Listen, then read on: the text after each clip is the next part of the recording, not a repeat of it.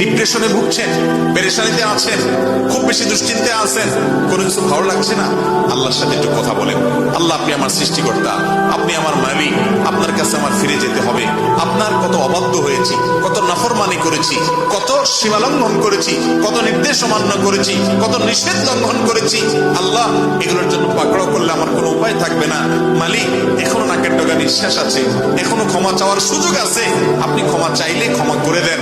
আমি তওবা করছি, আর কখনো নির্লজ্জ কাজ করব না, আপনার নাফরমানি করব না। আপনি আমার অমুক পাপটা মাফ করে দেন, তমুক পাপটা মাফ করে দেন, আমাকে পাপ থেকে বাঁচায় রাখেন। আল্লাহ, আপনি আমাকে হেফাজত করেন।